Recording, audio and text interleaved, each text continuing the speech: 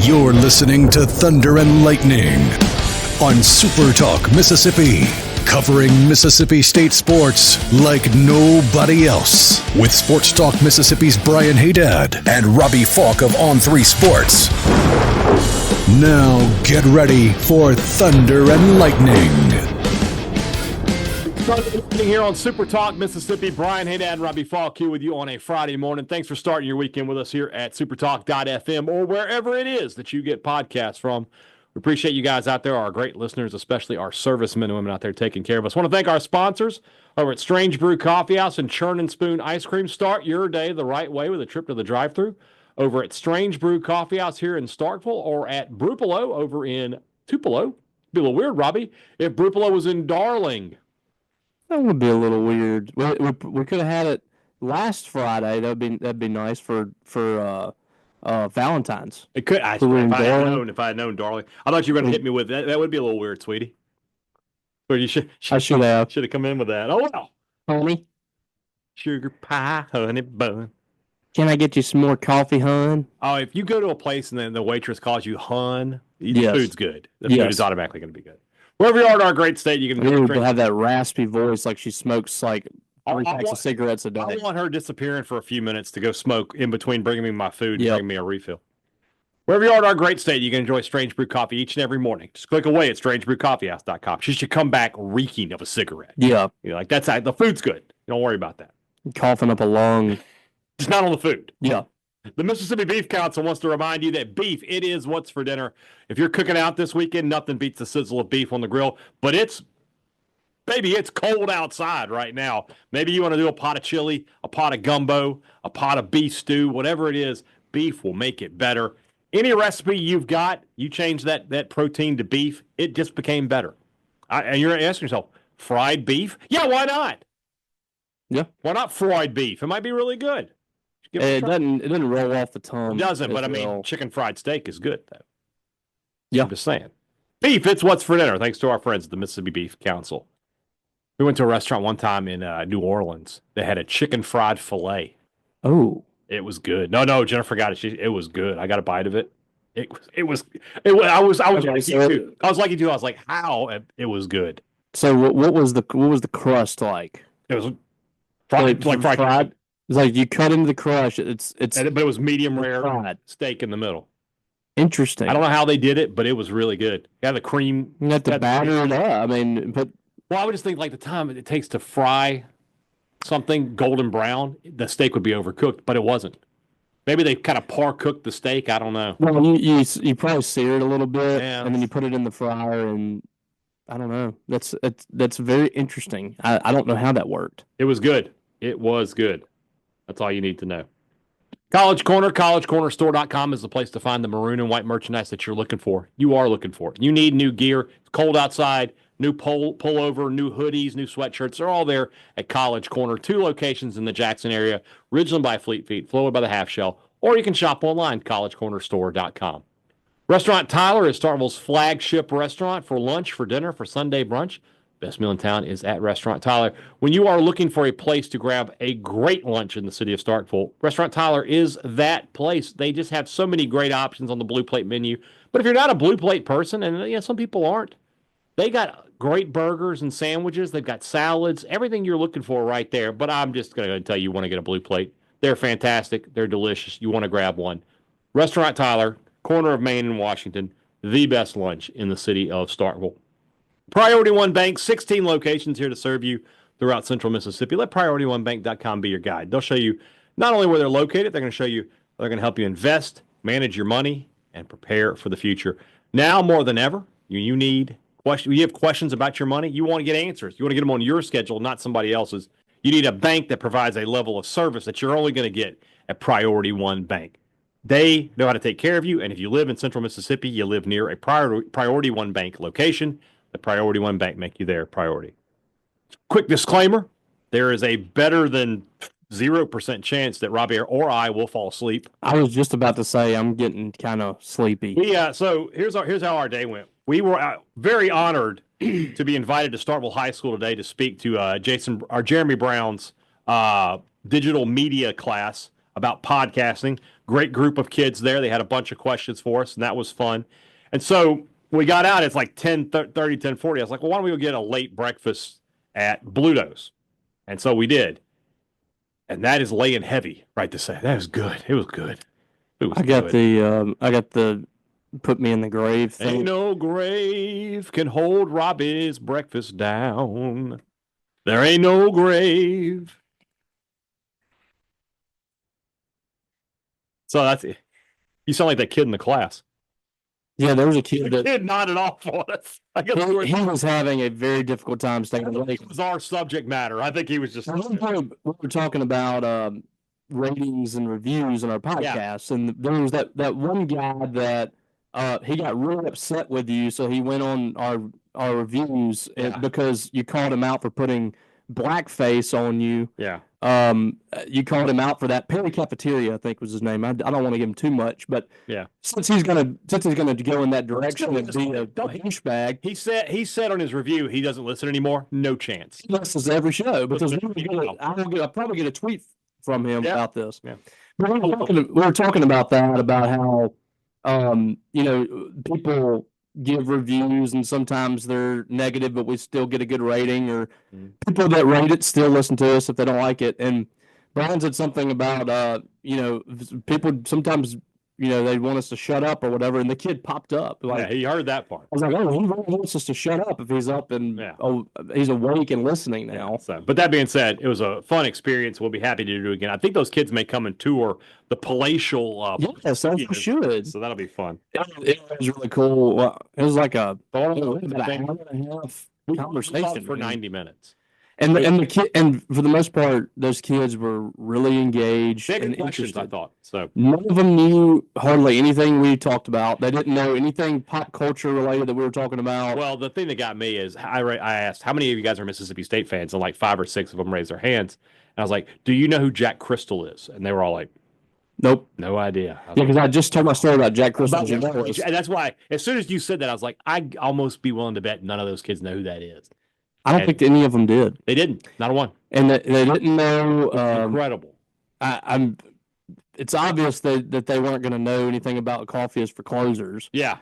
But it was. Oh, yeah. I mentioned Glenn Ross, and they were like, what? Yeah, and you actually mentioned Howard Stern too. And none of them know who Howard Stern was. It was very depressing at times, but at the same time, it was fun. It is what it is. I mean, I would guarantee that if we went back in time and we were sitting in that class at that age, and they asked us about stuff our parents knew, or my mom, when I was some of it I would know because I was locked in with my dad on a bunch of stuff. When I was 16, my mom would have been. Hold on, I gotta do some math here. Hold on, I'm 20. She's 20. Math is hard for us. She's 30. She's 25 years older than me, if I'm correct. So when I'm 15, she would have been 40. So if a 50-year-old, somebody 10 years older than my mom, had come and spoken to us and told us about stuff that happened when he was 15, I would have just been like, I have no idea what this is. So I can't. I put myself in their shoes at times too. I was like, this guy's asleep in class. I don't think guys just. I'm like, wait a second. Class? Wait a second. One of my favorite memories of high school was I had my senior year. I developed some headaches for a little while, right? And so they gave me this medicine, but they were like, it's going to make you really tired. And so but it was a headache medication. Like, just take them when you feel the onset of a headache. And so I felt one coming on right after lunch, and I go take a pill, and I go tell my theology teacher, like, look, they gave me on this medicine. They tell me I'm just going to fall asleep at my desk. We had a little chapel. I was like, can I just go in the chapel and lay down? And she was like, yeah, that's fine. I understand. And so I remember going, I laid down, I got like an hour nap. The bell rings to wake me up, and I come out from behind the wall where the chapel is, and one of my friends he was like, where the hell were you? I was in there sleeping. He's like, I wouldn't do that. How do I get these headaches? I get a prescription.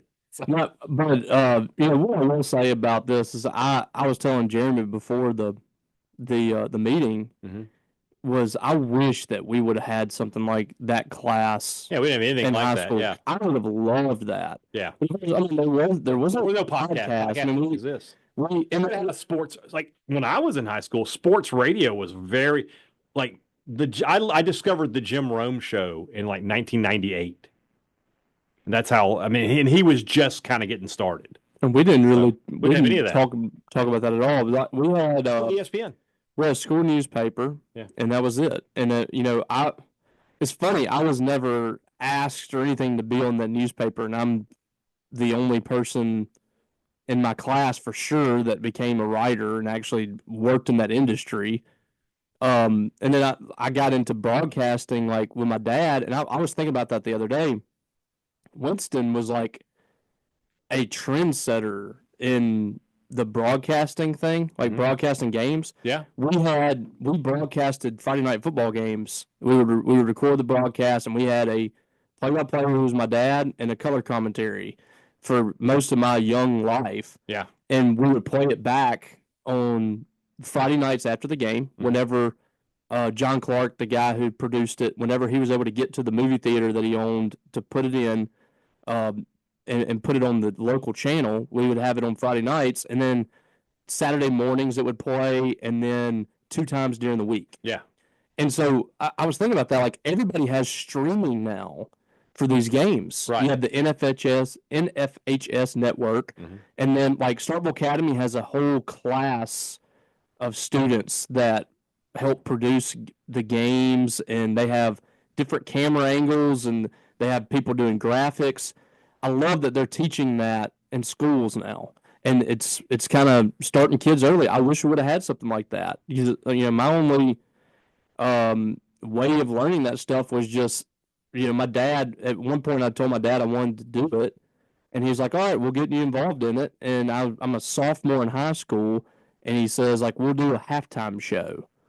And so I do a halftime show with the statistician, Mr. Wendell Womack, and the camera turned on, and I was sweating. I was so nervous. And my dad just threw me in front of the camera and said, "Go." It was like what his dad did to teach him how to swim. He threw him in Grenada Lake and just said, "Hey, survive," which was a thing you did back then. That was a thing that you did. Now you have classes like what Jeremy's doing, who, like, in his class is like podcasting, broadcasting. It's really cool. Graphics. I love what is happening at these schools. Starkville Academy is doing the same thing, and it's happening at a lot of schools. Yeah. So really cool. Appreciate that. We appreciated it, and we told them we'd be happy to come back whenever they like. Mississippi State will travel this weekend. Let's get into some state sports here. Mississippi State versus Oklahoma. Oklahoma is such an interesting team to me because it's one of the rare occasions, Robbie, where I was right about something. Because that team, they started off the year 13-0. And their first conference game that they ever played, the first SEC game, was at Alabama. I watched a good portion of that game, and I was just like, this is not a good team. Mm-hmm. Like, they got handled at Alabama thoroughly. And I just remember watching, I was like, how is this team ranked? I think they were number 12 in the country coming into that game. And like I said, it's one of the rare times I was right because they're now 16-10 on the season. They're 3-10 in the conference. They just lost a game to LSU at home where they blew a big lead. That's a rough one there. Didn't they have they had, I think, the best record in the conference in non-conference play. They were undefeated. They were 13-0. And then you look at the schedule and like, oh, that's why. Yeah, well, yeah, definitely. So this is not a great team. Their scoring is not very balanced. They have 3 guys in double figures, but one guy's just over 10. Jalen Moore, the leading scorer in the season, 17 points per game. They are a pretty good three-point shooting team. They're about 36%, so that's something to keep an eye on.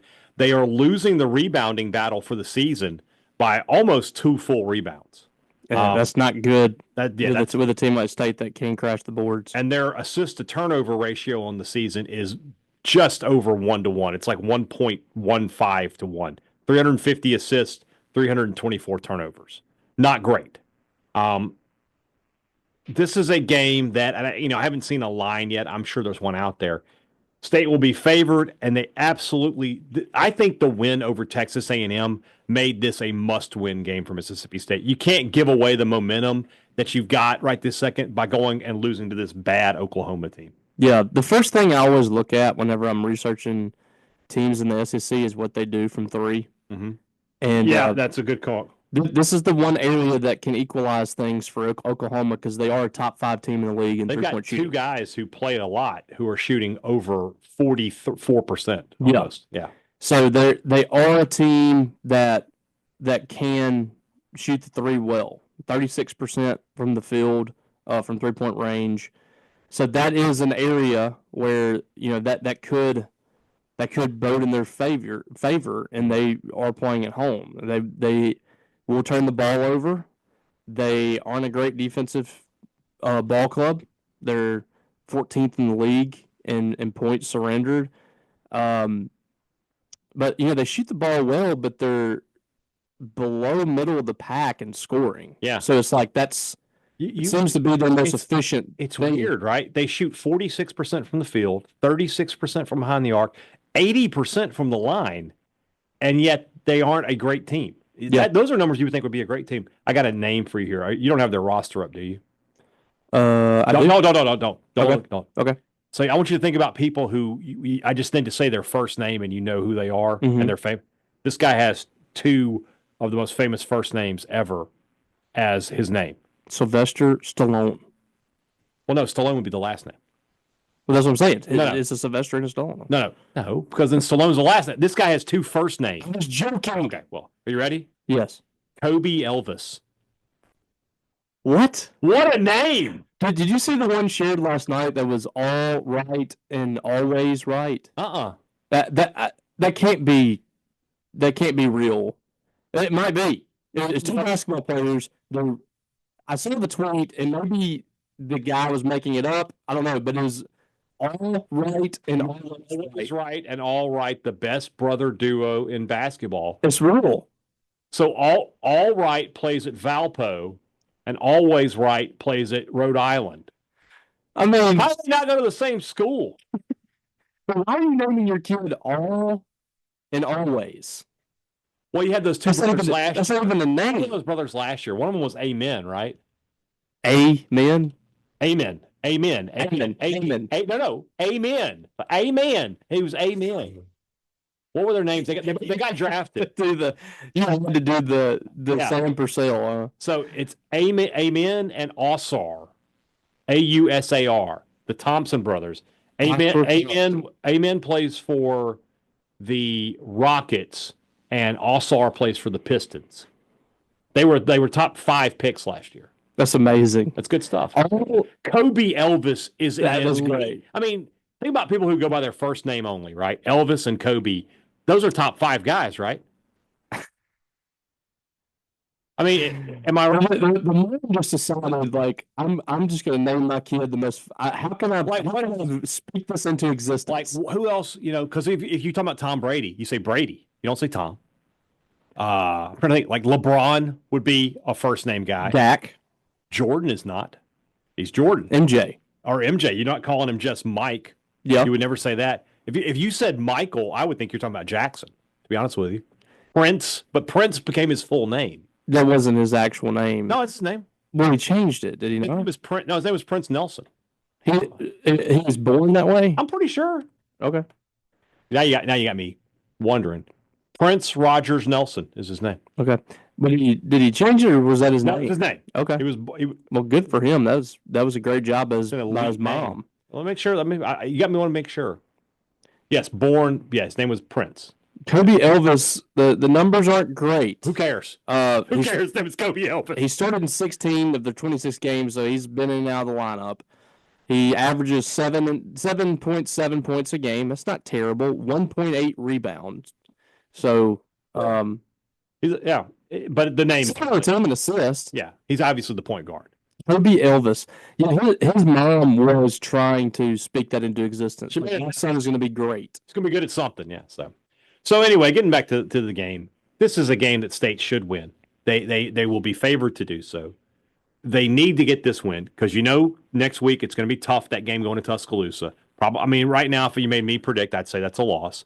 But that can be your only loss. The team statistically, the analytics line up for this team to finish 11-7. And when you think about where they were a couple weeks ago, and the way they lost to Auburn and Tennessee, the way they lost to Florida and Missouri, I don't know that anybody thought. I thought this people would tell you that 9-9 would have been a great spot for this team. Instead, they have a great chance to finish 11-7. You're starting to see some bracketology breakdowns come out. People looking at everybody's bracket. I think I was on 3 today. Somebody looked at it. 28 brackets are now available, and State is a 5 seed in 20 of them, which means a couple of wins here. If they get to 11-7, I feel like a 4 seed is very, very much within their reach. A couple of weeks ago, 2 or 3 weeks ago, we were talking about we would sign up for 9-9. Yeah. Like if you got a 10, that would be out of this world. And now, like I think the Ole Miss game changed everything because people were kind of counting that as a loss after how they were playing. And now you get the Texas A&M game, so you got back-to-back double-digit top 20 wins. And that changes your perspective pretty quickly. That's how quickly things can change. Yeah, really. You really need to win this because you got Alabama and Tuscaloosa coming up next. And I mean, was Alabama, they got handled. They gave up 110 points against Missouri. Missouri is the most sneaky team. Nobody's talking about them. They can win. They can go deep in March. I'm going to be honest with you. That's the most impressive team I've seen State play this year. I agree. Like game by game. I'd say Auburn should be all there because they won so easily without Broom. Yeah. But what Missouri did handled State, and then Alabama to just destroy them like that was really impressive. Yeah, and Alabama's back-to-back losses. So I mean, who knows? Who does Alabama? They have Tennessee Saturday, I believe. Let me double check. Let me check that. Let me double check. Their backs are going to be against the wall. I have a hard time believing they're just going to be dead. Oh, I'm sorry. They have Kentucky. That's at Alabama. Okay. This is Alabama. Should have bounced back. Okay. Kentucky's up and down right now. I want you to listen to it. We've been talking about it all year. Everybody's got this stretch. This is Alabama's last 5 games. You ready? Mm-hmm. Host Kentucky, host Mississippi State, at Tennessee, host Florida, at Auburn. And then Florida has a fairly easy schedule in the back part, I believe. Now you got me curious. If I remember, because I remember us talking about like we could Florida making a run. Okay, so they have LSU Saturday, then Georgia. They're at LSU. They're at Georgia. They host A&M. I mean, you say that, Robbie. Then they go to Alabama, and then they host Ole Miss. Alabama's the only game I see them. A&M, huh? A&M. They host A&M. They're at home though. Yeah, but that's not really not really a great matchup for A&M. It isn't, but it's still a good team. It is, but I think like Alabama's the one though. Goodness gracious, they play. Every team they have left is ranked, and their last 3 games are against number 6, number 2, and number 1. They're playing the schedule Mississippi State was playing after the second game of SEC. Yeah. And State has really kind of been blessed the last 3 years with how their schedule has worked out. Like the end of the schedule for State again is manageable. Yeah. If you get through this one and win this one, after Alabama, you can kind of chalk it up. After Alabama, this is the last 5 games anybody is playing. I don't know that anybody has a more manageable schedule than State. Mm-hmm. You got 4 unranked teams, and the Arkansas I still think is going to be very difficult. It's going to be dangerous because they're still they're not great, but you can tell they're noticeably better. And it's at Arkansas, so we'll see. But the 2 home games, you got to take care of those. You need to win both of those, and you need to win against Oklahoma. You won 3 of these 5 games. That's 10 wins in conference play, which in a year where the SEC is arguably the toughest conference ever in a single season ever. I can easily make that argument. Yeah. Oh, in 10 games in that league, that is really impressive. Yeah, agreed. So we're talking about let's see what we got right now in the standings wise. State with 10 SEC wins is probably Auburn, Florida, Bama, Missouri, A&M, and Tennessee for sure should have 10. Mm-hmm. Auburn. Some of those already have 10. Yes, but I'm just reading out the ones. Ole Miss has a very tough schedule here to end. Yes. 10 wins it could be a little bit of a stretch, but I think I could see them getting that too. Stay with you. You're probably going to have 8 teams in the SEC with 10 wins, probably. Ole Miss half of the teams. Ole Miss finishes the season thusly. It was tough. They're at Vanderbilt Saturday. That's a tough game. Then they go to Auburn. They host Oklahoma. They should get that. Mm-hmm. They get Tennessee, but they get them at home. And Tennessee on the road has been totally different. That's a winnable game. 14 on the road. They're going to beat Florida on the road. So 10 or 11 wins for Ole Miss. They only need 2 more wins to get to 10. Yeah. So yeah. All right. I'm going to say 10 wins tops for them. I'm going to say 10 wins for State. They'll beat Oklahoma, and then they'll either beat Tennessee or Vanderbilt. I don't think they'll beat them both. Yeah. So, there you go. It's been crazy year. It's been fun. So brutal. So State, our message is this, that by winning the A&M game, this became a kind of a must-win game. Not in terms of, again, and we've been saying this all year, not in terms of they have to win it to be in the NCAA tournament, but you don't want to squander this momentum at this point. You're starting to peak. You're starting to play your best basketball. You need to keep that going, and then you just let the cards fall where they may when you go to Tuscaloosa on Wednesday. Yep. All right, let's move into the rest of the show. That's brought to you by our friends over at Two Brothers Smoked Meats in the heart of the Cotton District, the place to find the delicious smoked Southern soul food. Robbie and I enjoyed a fantastic lunch there yesterday. We have been hitting this week on lunches. We have. We've been to 3 restaurants this week. 2 of them are sponsored. One obviously went to Bulldogs today. Fantastic meals every time. Yeah, I really want to go to sleep. The food has just been really good in Starkville this week. Starkville is a food city. Don't let anybody tell you different. We got great restaurants here in this town, and Two Brothers, and the older brother are chief among. I've asked Robbie the last 2 times, like, let's go to the older brother, and both times he's like, I just had a sandwich or something. So now it was like, I'm a little lighter. We're going next week. Well, we will go. All right, then. So if you see us, the older brother next week, you'll know that I bullied him into it. I really had to twist his arm to get him to go eat the older brother. Oh, darn. The older brother, Two Brothers Smoked Meats in the Cotton District, 2 of our favorite places in town. Great products, great service. Every business likes to promise it to you. They deliver it to you at Advantage Business Systems, and they've been delivering that to you for 50 years. Bobby, wake up. It's time to say 50. 50. There you go. When you need technology for your business, you need to give Advantage Business Systems a call. Need a new copy or a new printer? They've got great name brands at great prices. But they deliver service after the sale, and that's the difference between Advantage Business Systems and anybody else you're buying these products from. They are there for you after the sale when you're ready to have a problem. You're never ready to have a problem, but when you have a problem, they're ready to help. 601-362-9192 or visit them online, absms.com. Find out how Advantage Business Systems will help your business do business. Next game in Starkville is today, Friday. Are you headed this way? Well, then you need to make sure it's going to be cold outside. Stop by Maroon & Co. Get a new maroon pullover, a new MSU hoodie, a new MSU sweatshirt. You probably could get a toboggan, maybe some gloves, something to warm you up. They've got it at Maroon & Co. They have the biggest and best selection in town, and they're going to help you look like the biggest Mississippi State fan out there. Use our promo code to save some money. Thunder15, 15% off regular price. You can use that in-store or online. Some exclusions do apply. Before your next trip to the Dudy Noble Field, make sure you make a trip to Maroon & Co. Robbie will be at Dudy Noble Field this weekend. I will not. I'll be there Sunday. We talked about you must win for the basketball team. I think losing that game on Tuesday made this series must sweep.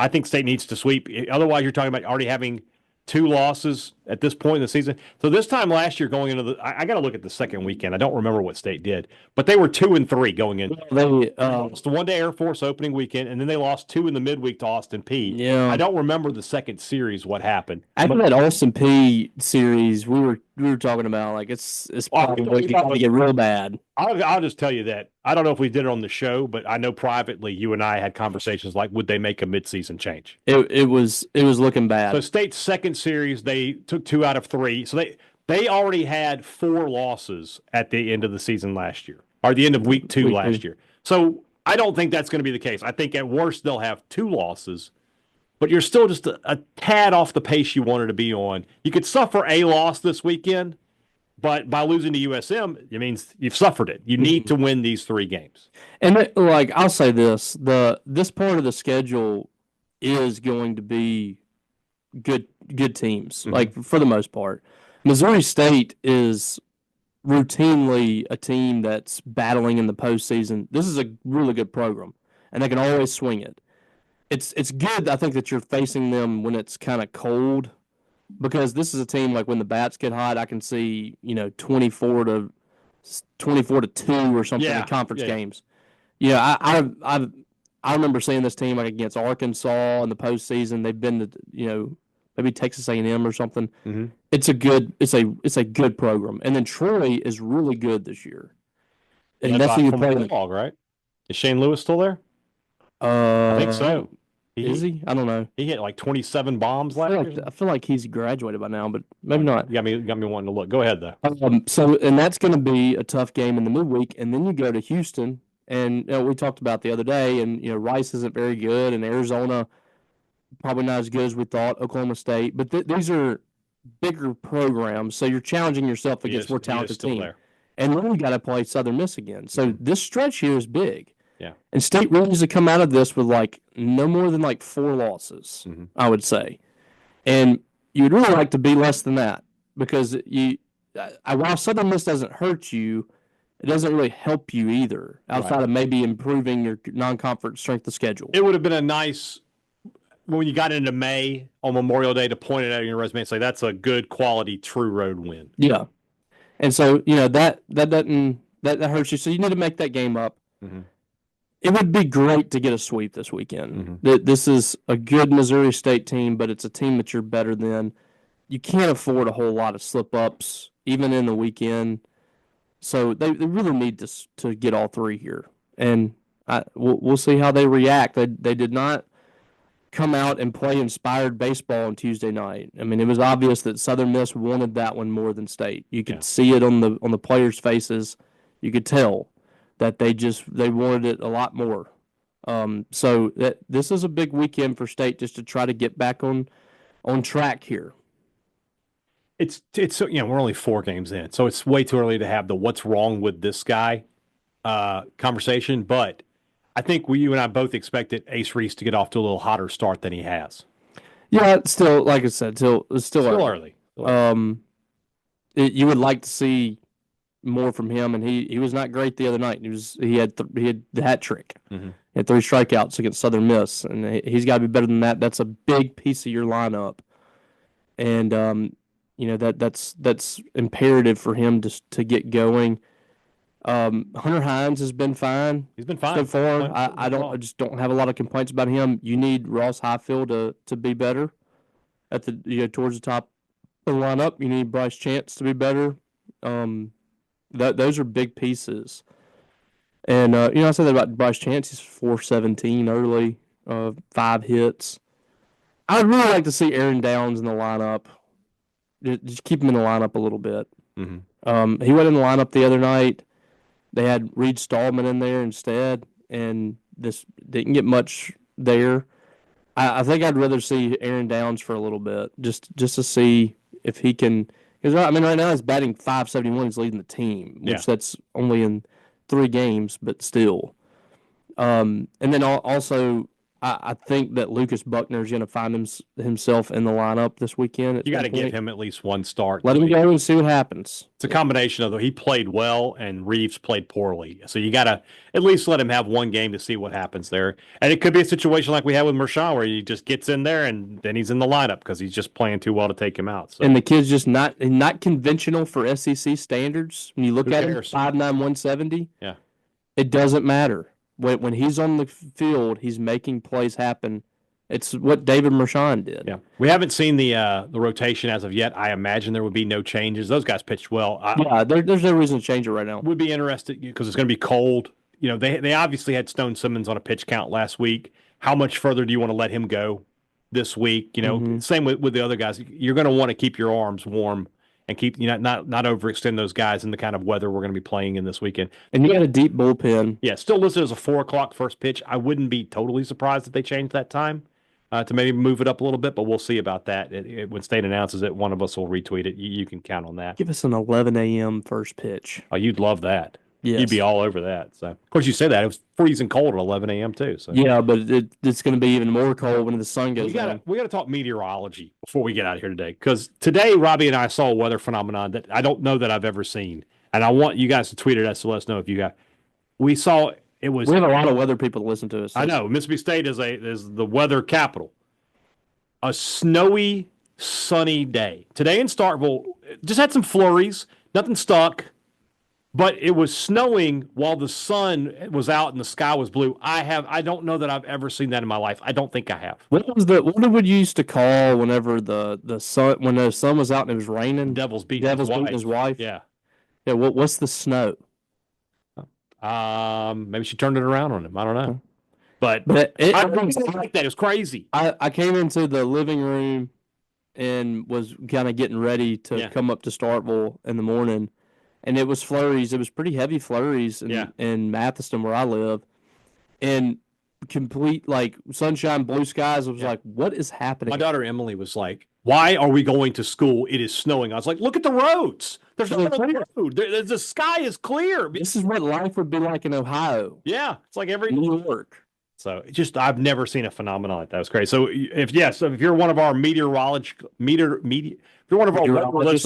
of our weather listeners, that'll work. Just let us know. Is that an odd phenomenon? They're gonna be like, no, it happens all the time. Can we get Matt Laubon to anytime he wants to be on this show, he just has to reach out.